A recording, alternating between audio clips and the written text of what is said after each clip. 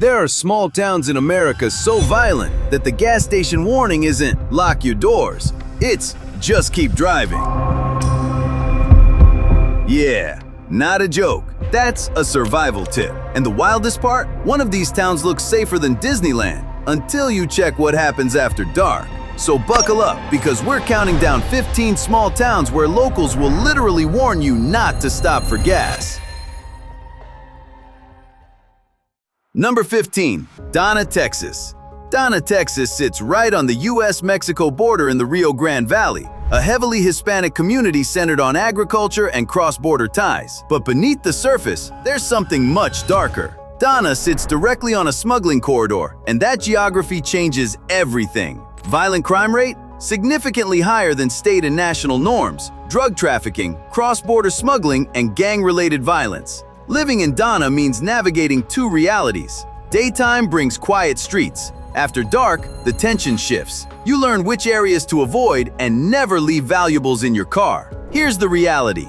Your affordable housing comes with a side of drug trafficking and the violence that comes with sitting on a major smuggling corridor. Donna's struggles aren't random, they're geographic. When your small town inherits big city violence without big city resources, residents get caught in the middle. Number 14. Snyder, Texas. Out in West Texas oil country, Snyder is equal parts college campus, prison facility, and hard blue-collar energy hub. The local economy rides boom and bust cycles tied to oil, gas, and wind, creating social stress that shows up fast in crime stats. Overall crime rate sits well above the national average. Violent crime? Several times the US average, driven mainly by aggravated assaults, bar fights that escalate, domestic disputes that turn physical, tensions that boil over when paychecks disappear. Property crime is even worse. Living in Snyder means living with uncertainty. You lock your doors, don't leave tools in your truck bed, and learn which neighborhoods to avoid. And get this historic railroad town has you wondering if your catalytic converter will still be there in the morning. Snyder's problem isn't just the boom and bust economy, it's that the crime never busts. When energy prices drop, desperation rises. When prices rise, crime sticks around like West Texas dust. Number 13. Cuero, Texas. They call it the turkey capital of the world. Drive through during Turkey Fest and you think you found the perfect slice of Americana.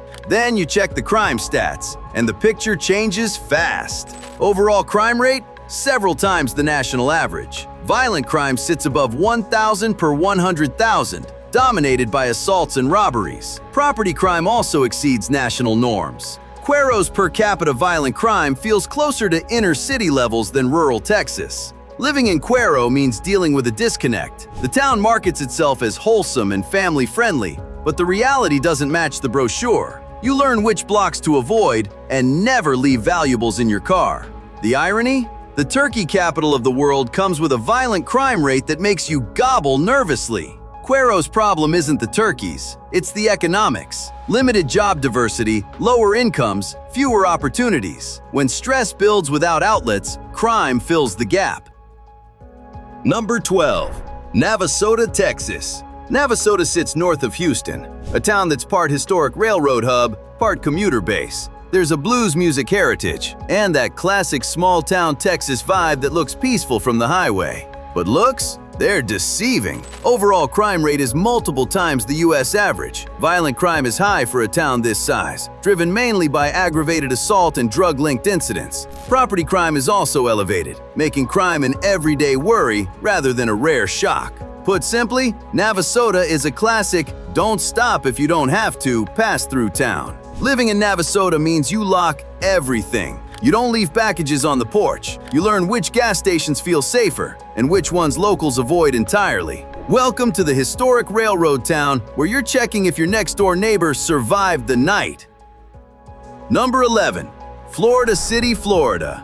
At the very southern end of the Miami Metro sits Florida City, a gateway town just before the Keys and the Everglades. Drive through and you think it's just another pit stop on the way to paradise. But the crime stats tell a very different story. Overall crime rate is several times higher than the national average, placing Florida City among the most dangerous small towns in the country. Violent crime rates, murder, rape, robbery, aggravated assault are extremely elevated. Property crime rates are also far above US norms. Bottom line, Florida City doesn't just look dangerous on paper, it is dangerous. And everyone living there knows it. Living in Florida City means navigating constant risk. You don't linger after dark. You don't flash valuables. You learn which gas stations to avoid entirely. Tourists passing through might not notice, but locals feel it every single day. Picture this. Your gateway to paradise leaves you wondering if your car will still be there when you come out of the gas station.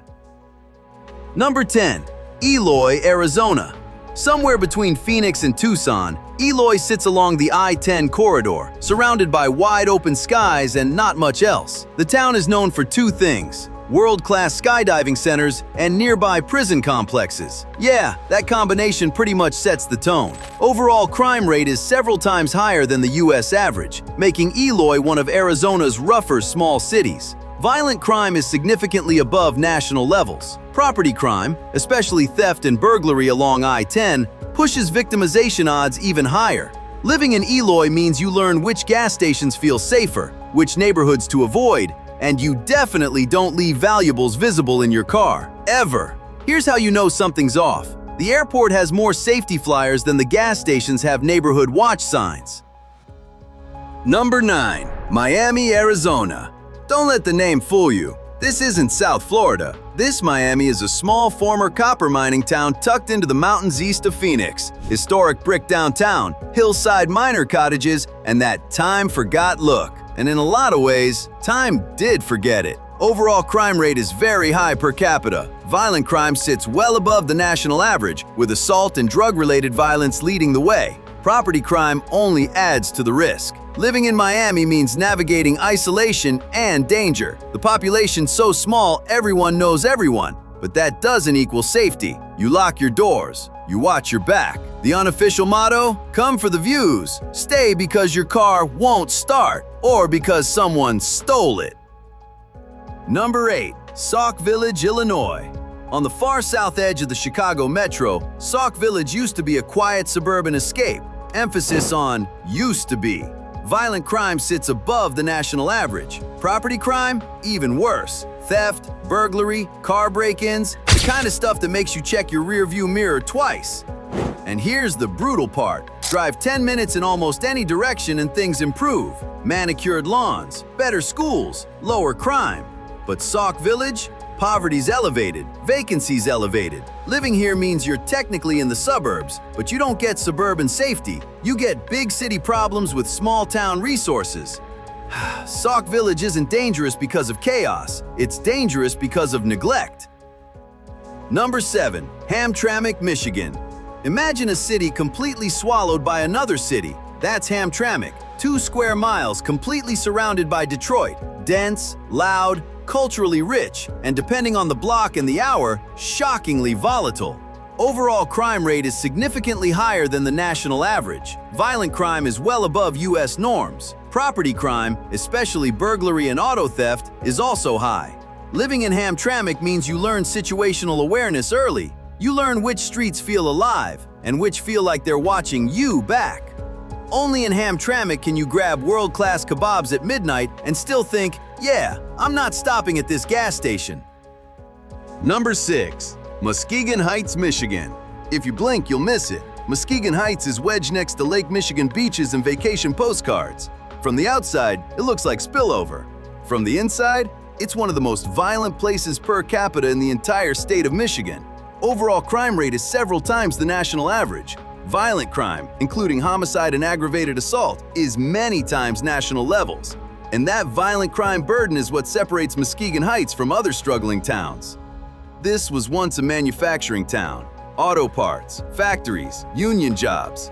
Then, the plants closed. The tax base evaporated. The city never recovered. Police coverage shrank. Public services were gutted.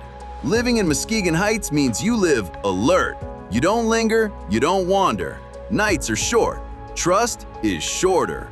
The harsh truth? Yeah, the rent's low. So is the margin for error. Number 5. Gonzales, Texas. This is where the Texas Revolution began. The come and take it cannon. Historic downtown. A place that looks straight out of a history book. Then you check the crime stats, and the pride takes a hit. Overall crime rate is extreme, roughly a 1 in 30 chance per year of being a crime victim. Violent crime, 3 to 4 times the national average. Your odds of violent victimization, 1 in 59. Living in Gonzales means dealing with a strange disconnect. The town celebrates its revolutionary past, but the present is rough. You lock your doors, you don't leave anything in your truck bed, and after dark, you keep your head on a swivel. The painful irony? The town that invented Texas defiance is now telling you to just hand it over and keep moving. Number 4. Taos, New Mexico. One of the most beautiful places in America. Mountains, art, ski resorts, Taos Pueblo. This is Instagram in real life. And yet, per capita, Taos is one of the most crime-heavy small towns in the Southwest. Overall crime rate sits well above the national average. Violent crime is elevated, but the big story is property crime. Burglary and theft against tourists, second homes, and locals push the numbers into big city territory. You've got million-dollar homes sitting next to families barely scraping by. That economic whiplash shows up as drugs, theft, assaults, and domestic violence. The reality check? Paying luxury prices for a lifestyle that includes locking your trash cans. Number 3. Bogalusa, Louisiana. In Bogalusa, the trees whisper, the pavement cracks, and the murder rate makes New Orleans look tame. Crime rate is well above the national average. Violent crime? Brutal. Murder, rape, robbery, aggravated assault, all elevated. Property crime? Through the roof. This is a former paper mill town where the mill closed and nothing ever replaced it. Small town, deep poverty, big city gun violence. Living in Bogalusa means navigating generational collapse, gang violence, and an under-resourced police department. Irony alert, the name Bogalusa translates to dark water. Yeah, that tracks. Number 2. Pine Bluff, Arkansas.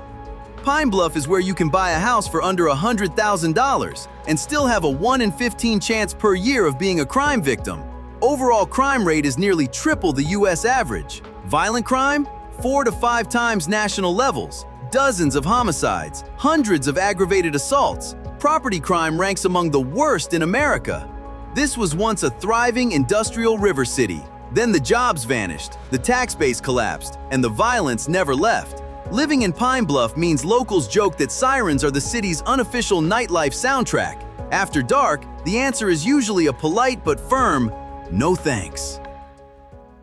Number 1. Glendale, Colorado. Glendale, Colorado, a tiny city within a city where Denver's nightlife crime gets blamed on about 4,500 people who just want to sleep. Glendale is one of the smallest incorporated cities in Colorado, crammed into less than a square mile and completely surrounded by Denver. And here's where it gets wild. Glendale consistently shows up with one of the highest combined violent and property crime rates in the entire state. But there's a catch. Those crimes mostly happen in Glendale's commercial corridors, bars, nightlife spots, retail centers, where people from all over Metro Denver come to party. But when the stats get calculated, it's the tiny resident population that takes the hit. It's like blaming your neighbor's house party on you because it spilled into your driveway. Living in Glendale means dealing with a strange paradox. You get all the noise, all the traffic, all the spillover crime without the resources a bigger city would have to manage it. The absurdity? Living in a place where the crime rate is technically astronomical and technically misleading. Glendale's problem isn't that it's dangerous, it's that it's statistically cursed. When you're a tiny city surrounded by a major metro, every incident gets magnified. So there you have it, 15 small US towns where the crime stats completely rewrite what we think we know about safety in America. These places prove that danger doesn't need a big population. It just needs the right mix of neglect, isolation, bad geography, and sometimes really bad luck.